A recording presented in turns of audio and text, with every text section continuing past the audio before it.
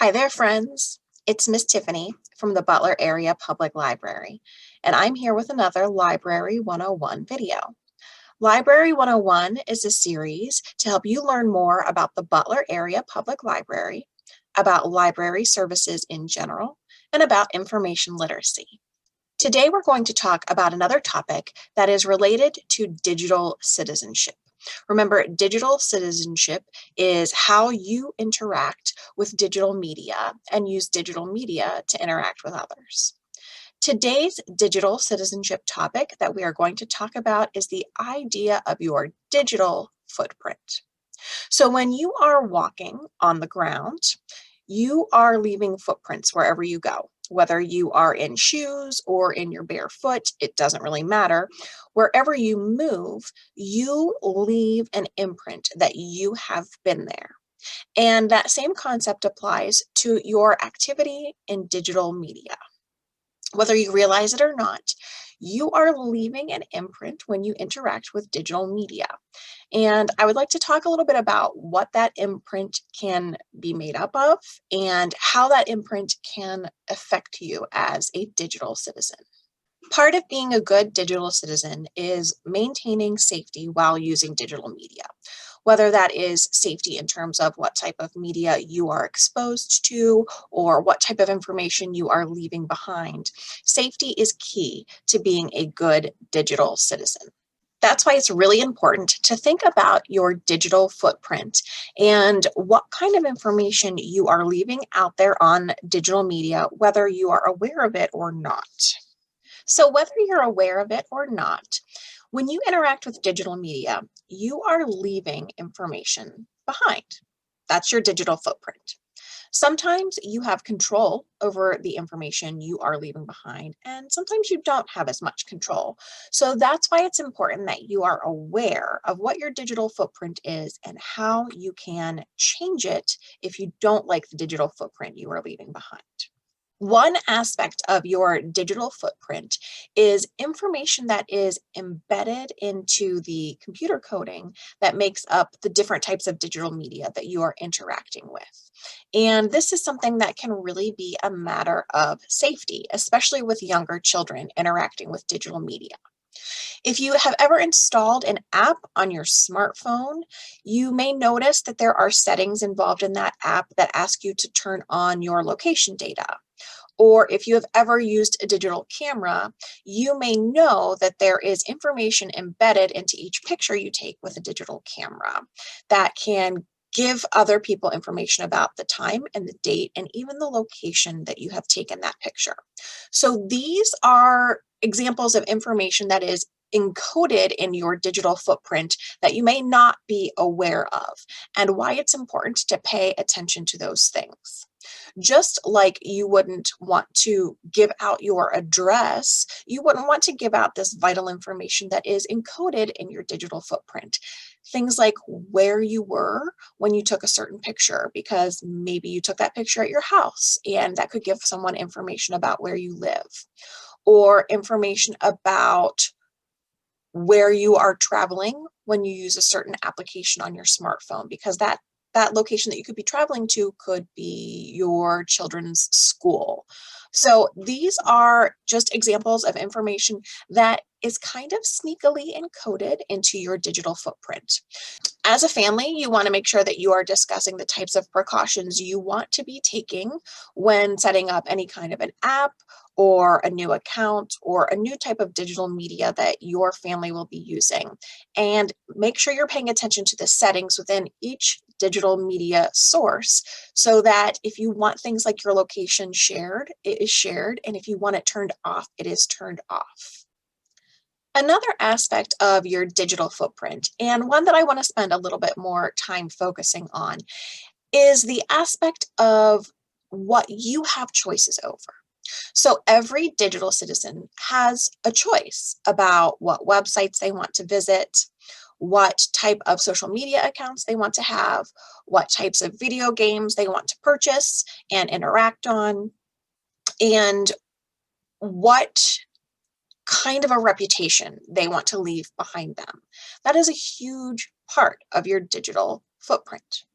And that's the part that I really want to talk about because as a digital citizen, it's the one that you have the most control over, not only in terms of when you make that decision and the reputation that it establishes, and how to change a reputation or digital footprint that you already have established. Because again, these are choices that you get to make as a digital citizen. The most common place that we see the impact of digital footprints and your digital reputation is through social media. One thing you need to remember is once you've put something on the internet, it lives there forever. And you might be thinking, well, I can just go delete that. But there are places on the internet where even if you've deleted something, it kind of lives on forever. People who are very tech savvy can still uncover that information. And that's why you want to make sure that you are being very mindful about the type of information that you put online that impacts your digital footprint. This can include things like the types of pictures that you are posting. It could include things like the type of applications that you share with other people, the type of statements that you are willing to put out on social media. And you need to be aware that these things can live forever. You really need to be aware that not only are these types of things noticed in the moment, they really do stick around and can be brought up years down the line as a way to reflect on the type of person that you are and the type of values that you have. This is why you will find a lot of social media applications have a minimum age requirement because younger children have a difficult time understanding the permanence of the types of information that they can be putting online and the impact your digital footprint can have on your long-term reputation. Also, just like in real life, sometimes the company that you keep online can reflect upon your digital footprint and your reputation as well. So that's something else that you want to keep in mind, especially if it is a type of digital media where you can interact with people by having followers or friends or some other type of a social connection. You want to make sure that as a family, you are setting up the parameters of what is acceptable in terms of the types of connections that you make. Is it acceptable to be friends with someone that you don't know in real life? Is it acceptable to interact with high profile celebrities on that form of digital media? These are personal decisions that every family needs to make on their own. Just be aware that these are the types of decisions that can have an impact on each digital citizen's digital footprint. I'm sure we can all think of someone, whether it was a high profile celebrity or someone in your actual everyday life that has posted something online that went bad.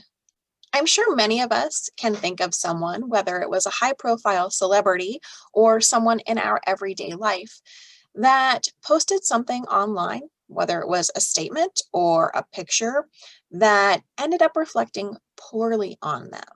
That's the kind of scenario you want to keep in mind when you are talking about your digital footprint. What are you posting and how does it reflect on you? What kind of a digital citizen do you want to be known as?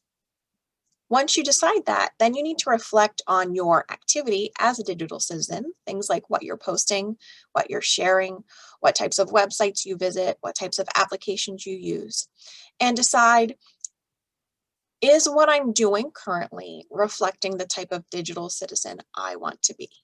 If the answer to that question is no, the good news is you have a lot of control over how to change that. So if you feel that there is information that you have put out there on the internet that does not align with the type of digital citizen you would like to be, you have the power to go back and delete some of that information. You can delete old pictures, you can delete old statuses. I know I said that things live forever on the internet, and they honestly do. But by going back and changing some of the things that you have posted or shared in the past, it does make it harder for other people to find the things you might not want them to see. Make sure you are constantly reviewing privacy settings to make sure that Only the information you want to be shared is shared, regardless of what type of digital media you are using. Keep in mind that often different digital media platforms will update their user interface and it can reset your privacy settings. So you want to make sure that you are reviewing those on a regular basis. I hope this introduction to the idea of your digital footprint or digital reputation has been helpful for you. If you ever have questions about anything related to digital citizenship or information literacy or anything library related, please feel free to reach out to me here at the library. I'm including my email address in the description of this video. I've also made a short worksheet to help you start to think about your digital footprint, whether it is what you want it to be and how to change it if it isn't. I'm going to link that into the description as well. Thank you so much for watching, and until next time, happy reading.